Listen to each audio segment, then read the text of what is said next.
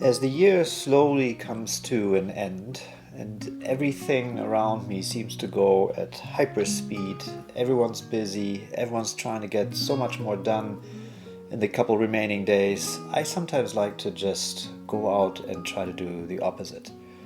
Connect with nature and reflect just on how much abundance we have in the natural world. And I do that often by going on a little hike in the nearby mountains and just really enjoy soaking up everything that life has to offer and express my gratitude for being part of this journey. And speaking of journey, I love to take my journey notebook with me because it allows me to quickly sit down and pause and appreciate some of the things that I may have come by that otherwise would go unnoticed. And I love to capture some of those moments in it. For that, I've been trained as a designer to be really good with straight lines and geometric shapes and cylinders and spheres and cubes and rectangles and such. But it's always been a bit of a challenge for me to actually go after organic lines and capture those in an accurate kind of way. And I recently discovered, more or less by accident, a really fun technique that I'd like to share with you. It comes by using the journey notebook, which has the craft paper, which is like a medium brownish tone with those little white dots that act as guidelines to help me find the overall proportions of the shape I'm going with. But the tool I love to use is called a Mildliner. It's made by Zebra, a Japanese company, and it's a tool that's meant to be a gentle highlighter in that it's not as bright as the traditional ones that we use here.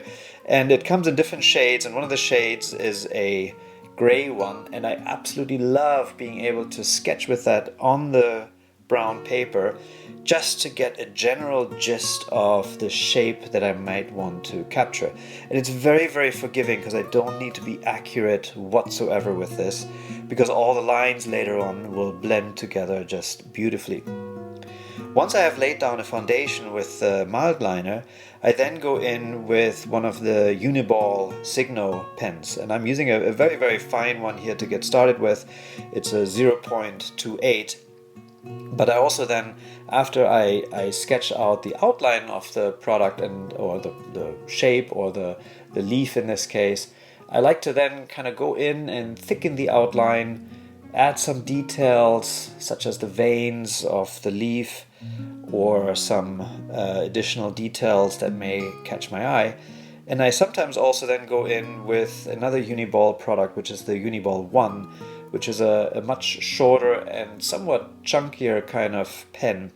And it also has a much thicker line. And I love to go around the edge and thicken that to give it a stronger presence as to what the shape of the object is. And then to finish it off, one of my favorite things to do is to go in with yet another Uni-Ball Signo product. And this one is the broad white gel pen. It's a bit challenging to use because the white tends to want to dry up quite a bit, but it allows me to do some really beautiful highlights on the object and give some contrast overall on the page. So while the page color, the tone, is somewhat in a medium range, what the Mildliner does is it adds a little bit something darker on it. The Uni-Ball obviously adds some black to it, and then the white really gives me the full range of value that I want on the page. It makes it absolutely pop off the page when flipping through it.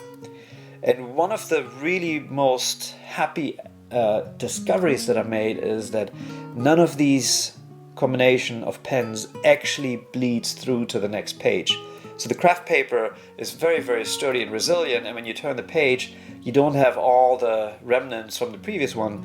You can start fresh on it, which is very, very beautiful.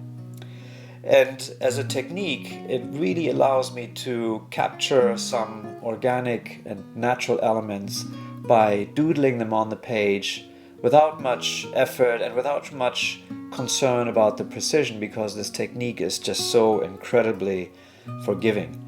And in turn, it buys me the freedom to really remind me of just how absolutely beautiful our natural world is. And for that, I'm very grateful.